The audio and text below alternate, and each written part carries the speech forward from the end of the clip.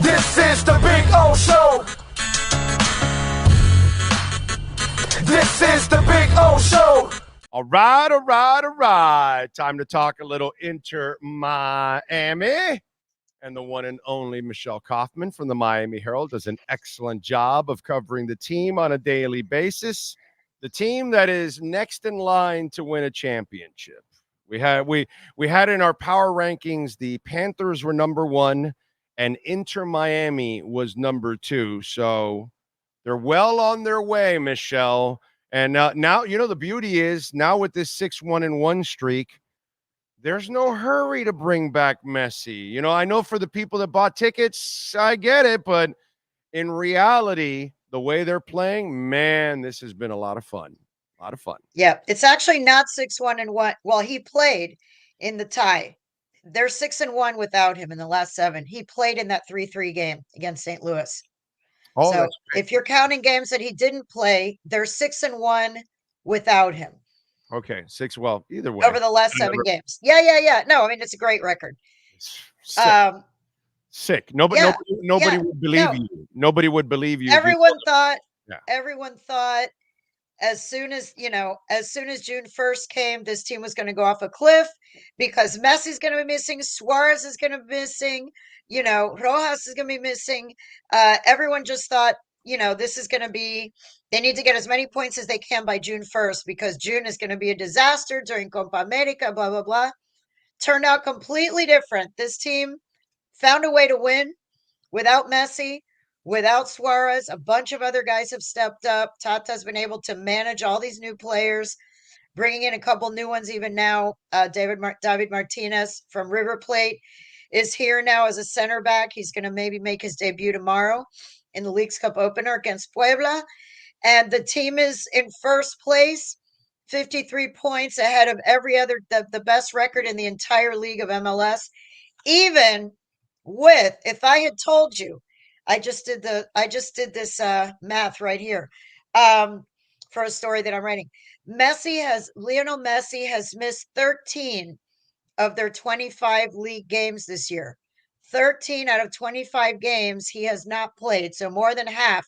He has missed 7 games with injury, 5 games during Copa America, and 1 game that he was rested. He and Suarez did not fly to Vancouver for the Vancouver game, road game. So short week. He has missed. It was a short week, and they had a Vancouver game in the middle, and so they rested. So he has not played in 13 of the 25 games, and they are in first place without Messi and largely without Suarez over the last 7.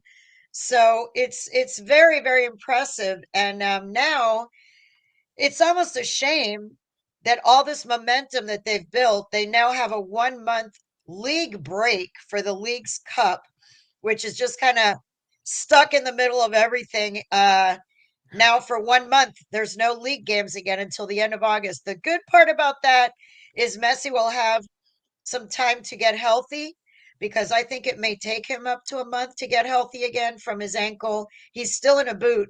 Tata confirmed today that he's still in a walking boot as of today.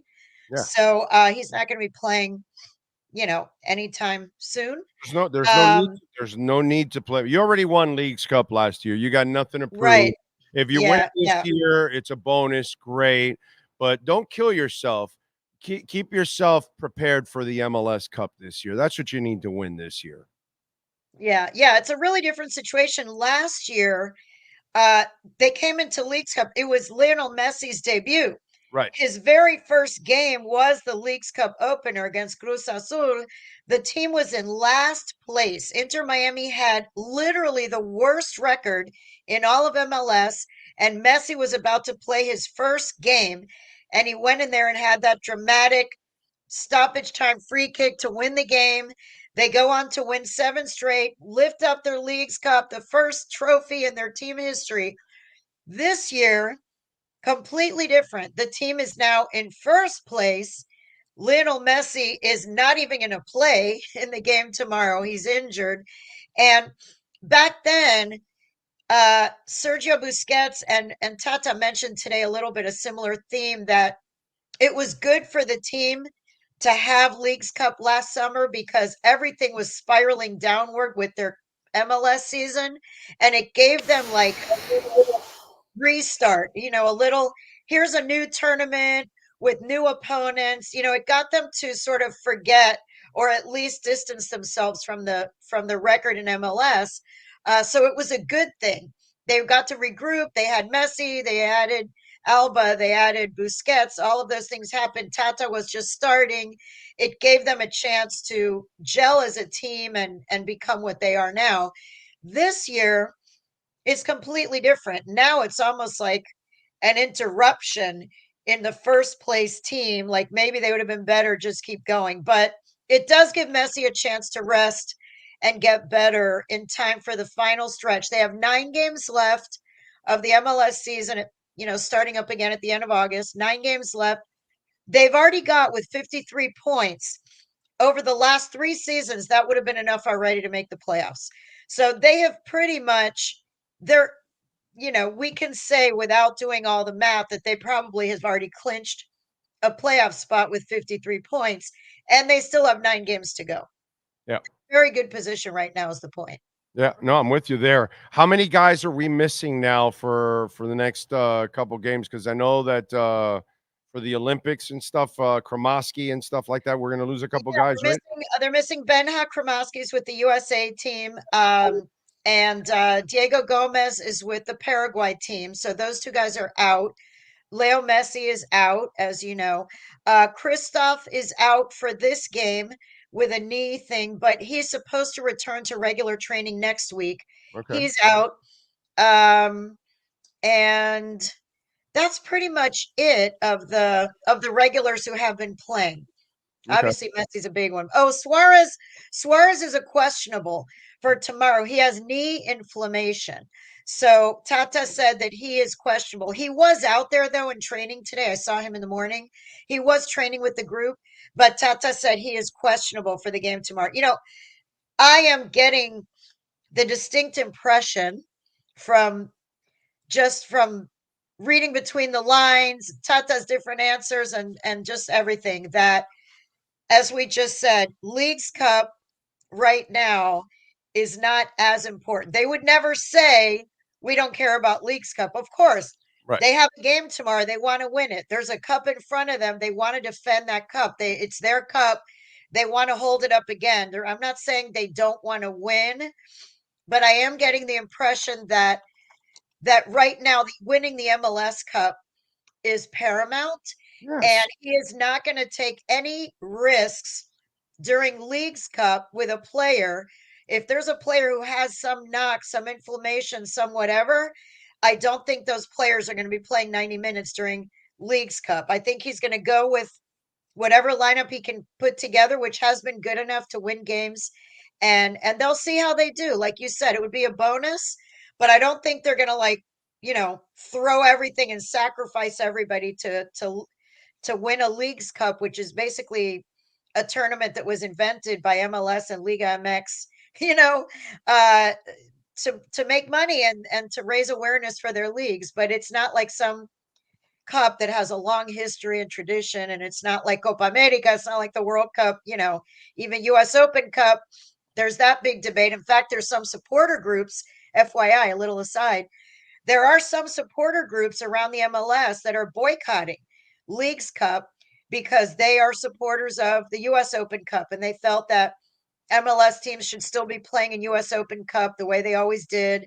And this year, since Leagues Cup came along, MLS this year said, well, to free up because the calendar was too crowded. Too much, yeah. MLS teams have the option to play their second division team.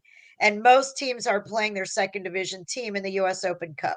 So there are some fans, traditionalists, who are upset with MLS about this, and they are actually boycotting the Leagues Cup games. Well, it's a money thing.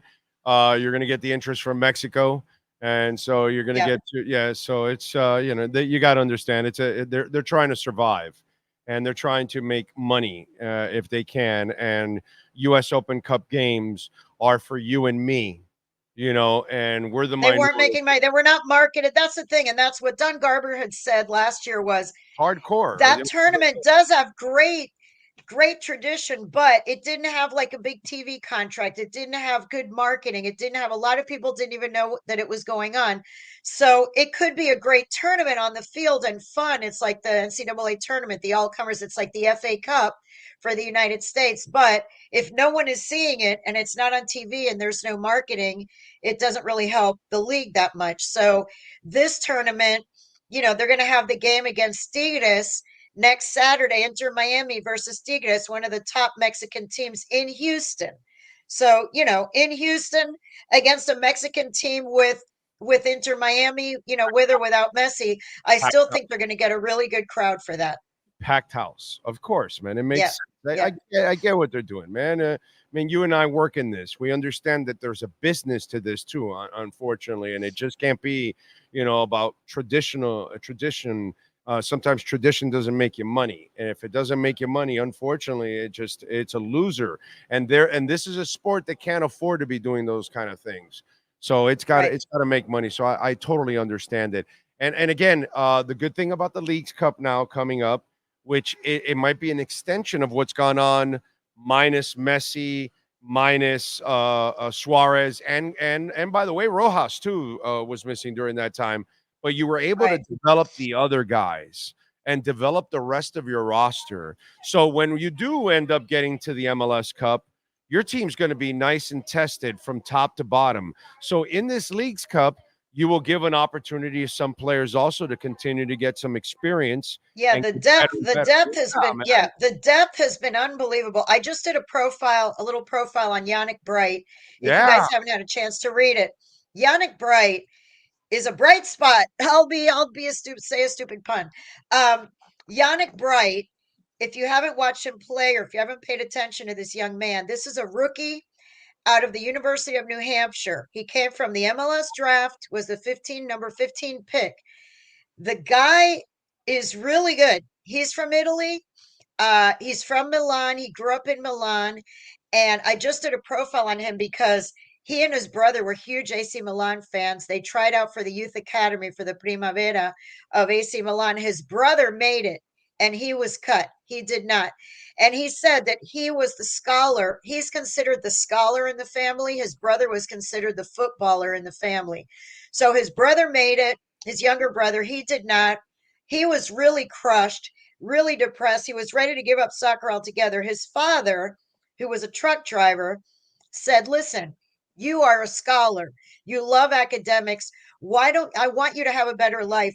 Why don't you go to the United States? Go to college there and play soccer. You'll get to still play it. Plus you'll get an education. So it's a long story about how, but he ended up at the University of New Hampshire. Okay. Turns out to be like academic all everything. He won academic all league 3 years in a row, was a 3-time All-American, and turned out to be a fantastic college player and a true scholar athlete, graduated cum laude with a finance degree, okay, in December, graduated early with a finance degree, cum laude, and InterMiami drafted him number 15, and he's now in the starting lineup of this team. And he's a really good tackler. He steals the ball. Actually, he leads MLS right now, leads the whole league in interceptions per 90 minutes. So he's a really good interceptor of the ball. He does not foul. He steals the ball without committing fouls. And Tata loves this kid. He doesn't come he doesn't come from the Avila school of defense. No. Oh, no. Right. Or the David Ruiz school of defense. Yes. David Ruiz plays 5 minutes and gets 2 yellows, But, he's from Miami. He's from Little Havana. He's a tough guy. This guy's from Milan. He's a little more stylish. Okay. Yeah. What were the 2 Argentine guys we had the first 2 years that would pick up yellow? Oh, LGP. Yes. I do have to tell you one funny thing about LGP is that David Martinez, this guy that they just signed from River Plate, the reason that he's available and that he wasn't getting too many minutes because he was displaced in their starting lineup at River Plate by LGP. LGP, Leandro Gonzalez Pires, went to River Plate on loan from Inter Miami. And I thought for sure he was going to come back because he played for Tata in Atlanta when they won the 2018 MLS Cup. LGP was on that team and was a big factor of that team, and he knows Tata very well. So I assumed when Tata took over that LGP was going to come right back. But River Plate made a really good offer, and they kept him. And now Inter Miami is getting David Martinez because he wasn't getting minutes ahead of LGP. That's Little interesting. side story there. Yeah. That is interesting. How the world works. It's The other one was Nico Figal. It was Nico Figal and LGP. Nico Figal. Yeah, those guys used to pick up cards like they were collecting it or something. I don't know. It was Right. just one of those things. And by the way, again, Drake Callender just continues. Oh, yes. Huge. It's like, no one even talks. I still try to bring it up with Tata every game. Like, can you talk about Drake? He's like, oh, well, this is normal for him. This is normal for him. Well, yeah, it is normal for him, but we should, he still deserves praise that it's so matter of fact that he basically makes two game winning saves every single game. He gets them out of trouble. So he's having a fantastic season too, no question. Yeah, no, it's been so awesome. Just everything to watch. The young guys, the winning without Messi, the goalie Tata showing me a lot. The other thing is we have to mention Chris Henderson because you just mentioned you just mentioned Bright. And this is why Henderson, was acquired. And Tata did give Tata, when I asked about Bright in the press conference, he said the first credit for Yannick Bright and Leo Afonso, who's, by the way, another college kid. He's local, by the way. He grew up in Boca Raton. He's grew up in Boca, went to Olympic Heights High School, but he went to play at UVA. He went to play at University of Virginia, and Chris also brought him in. And in this draft, also, he's also a rookie this season, was picked below Bright. And by the way, he's come in and scored and been a scoring threat whenever he comes in. And he had a game winner in one of the games. So these are two players who are college guys that Chris Henderson found along with the other scouts on his scouting team. And they suggested that this is who they should bring in. And both of those guys right out of college have done an excellent job. Excellent job. And I don't want to make comparisons, but I will. Robbie Robinson was not Chris Henderson's pick in season 1. Oh, no, was a different. Yeah, no, that was the prior GM. The first couple years, the prior GM. Yeah, unfortunately, but that's why I feel so good. This has been my favorite stretch of Inter Miami so far because now I know the front office is doing their job. Tata can win without Messi, and life without Messi will come one day, very soon. It's right around the corner. Yes. So I need to know: are you guys just Messi, or are you, And then you watch, like you just brought in the Martinez kid. That's another sign of your front office, your ownership, that they're not going to stop. They're going to keep trying to stay on top of things and keep trying to improve and do whatever they have to do. So for me, that's been the most enlightening part about this stretch. This makes me feel even better about the Inter Miami future. Yeah. Oh, no, absolutely. They right now, like you said, they're building. They've got a real core of young players who are very talented and young South Americans who are getting offers from overseas and choosing to come here. Now, part of the reason they're choosing to come here, selling a guy already, but since they just turned over this, they're about to sell. They're going to sell Diego Gomez. They're going to sell Diego Gomez to the EPL. Yes, which I know, like the fan that's maybe doesn't follow it might be, oh well, why are we going to lose him? But for those of us that are hardcore, we're like, okay, now we know these people are big time now. Now they're developing, they're finding, and now they're taking advantage of the business of soccer, that now they can turn this over and use that money to improve the club, because this isn't Jeffrey Loria that owns the damn team. They're not grabbing the money so then they can just say, oh, let's pocket it. No, they're going to use the money so they can continue to improve the team. And that's how you do this kind of stuff. Awesome. Yeah, they're definitely. Diego Gomez is a young talent. He's on the Olympic team, and he's going to go to Brighton. as soon as the Olympics are over, probably they'd like to keep him to the end of this season, to December. I don't know, they haven't said exactly when he's going to leave. It's a matter of when, not if.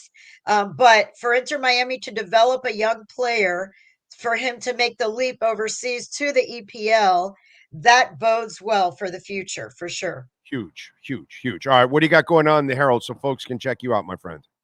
Oh my God, it's just all soccer right now. Should be. It's all Inter Miami. Leagues Cup is right now for the next month. And then UM basketball is going to start up soon. I've been going to some of their practices. That's a whole brand new team. It's crazy. They were in the Final Four. The Miami Hurricanes were in the Final Four in 2023.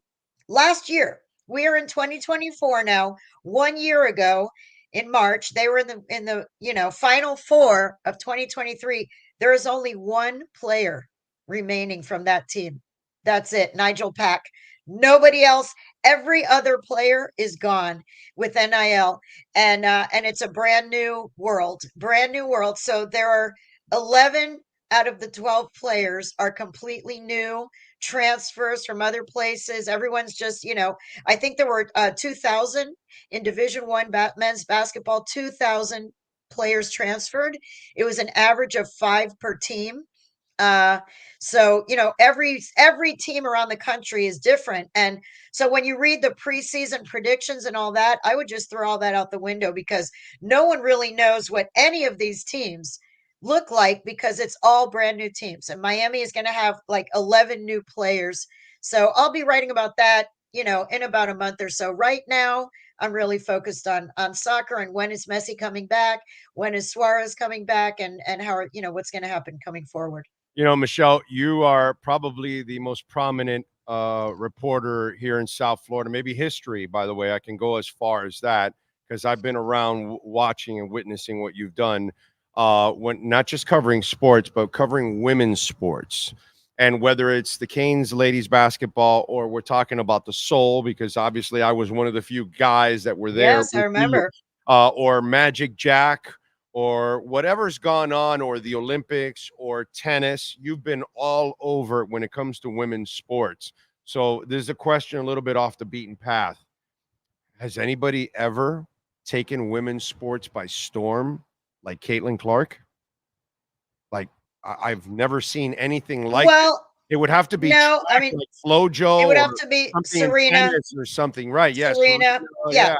Yeah, like Serena is one of the few women, like, for the longest time, the only women who made the cover of Sports Illustrated. And I'm not even just saying this like facetiously. This is actually like I understand. factually true, because there were studies. The only women who ever made the cover of Sports Illustrated was for the swimsuit issue. It was swimsuit Oh, models. okay. So, Oh, yeah. yeah, female athletes did not make the cover of Sports Illustrated when I was growing up, or even when I started in the business. There may have been a story deep inside about a women female athlete, but they never made the cover. Serena did make the cover of Sports Illustrated. So I think, Serena is a female athlete that was, a generational talent who really just, went above and beyond, brought people into the sport that normally didn't follow tennis, grew the sport tremendously, and just did things that nobody else had ever done.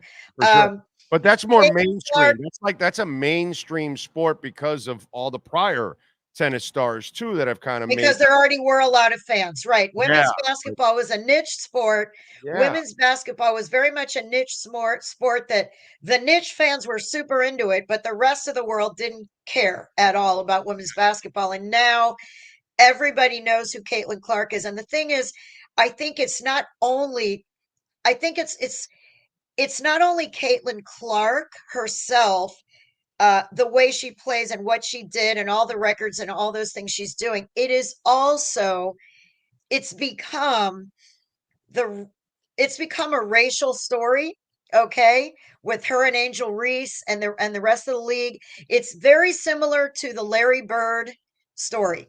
Larry Bird, Magic Johnson, Larry Bird, Isaiah Thomas, the white star who comes in and all of a sudden everyone's paying attention. And then a lot of the Black women who are amazing athletes who have been, playing out of their minds in WNBA forever, but no one paid attention. Some of those women rightfully are like, wait a minute, we've had really good basketball players before. You just weren't paying attention to us. Right. Now that you have a white girl, you're paying attention to her. So there is some of that. I do think there's an undercurrent of what makes it a story that transcends the basketball aspect, that makes it also a cultural phenomenon, is that she's, a white player from Iowa, who doesn't look like a lot of the other players in the league. And some of them rightfully feel that they've been overlooked for a long time, which is true. There have been amazing female basketball players who nobody paid attention for all these years. And now all of a sudden it's like, oh, you discovered America because Caitlin Clark showed up. So there is some of that. And she's had to deal with some ugly stuff, and she's handled it really, really well. There have been a lot of haters out there, and for a young woman, rookie, to be able to handle it the way she has, I think is really, really impressive. And, but that happens in a lot of sports. Tiger brought eyes that weren't give a shit about golf, just like Serena brought eyes to tennis to give a shit about tennis. So this happens, at times. And what you should do is actually, that's where I'm disappointed in the WNBA. I think they have mishandled over and over this situation. The players at times, you don't kill. That's like Messi coming over, and people haven't given a shit that much about the MLS, but now that Messi comes over, and then people resenting. If the other players would try to keep the ball away from him because they resent that he's taking their star away, he's taking their spotlight away from them. Right. No, you're bringing a spotlight to the sport.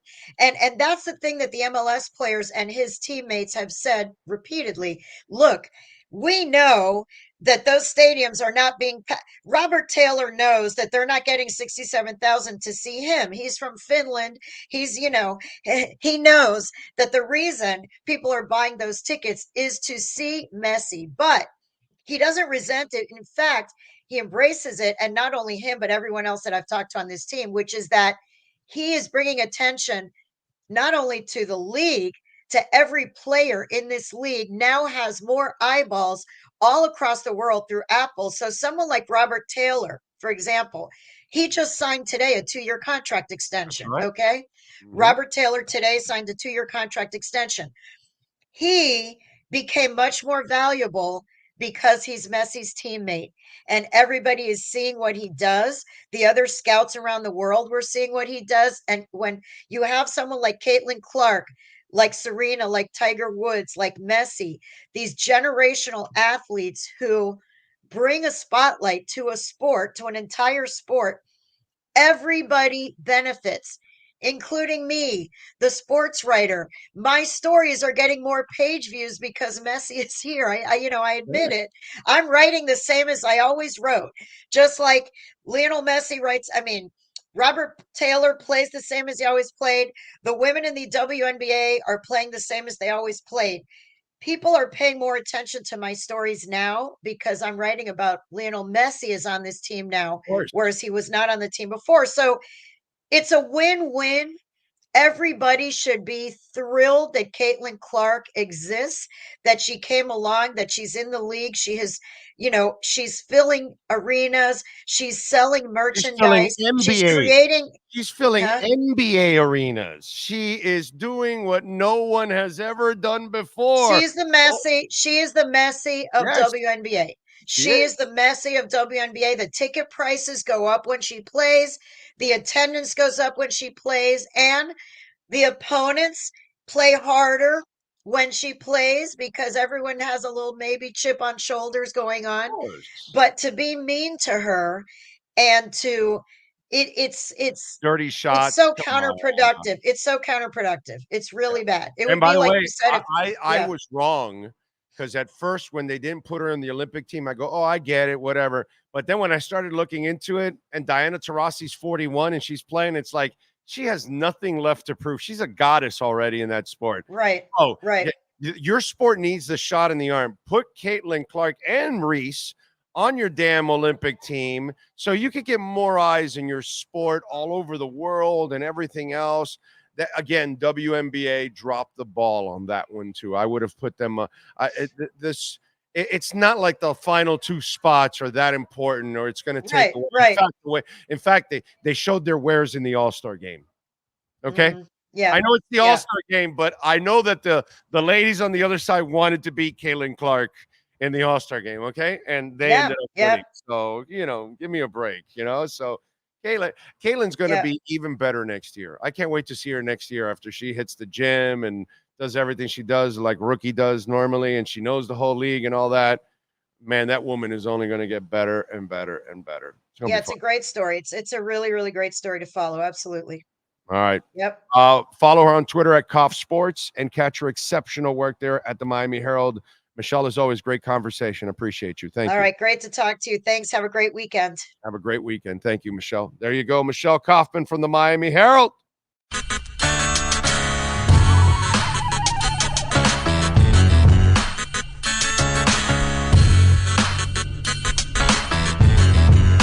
This is the Big O Show. This is the Big O Show.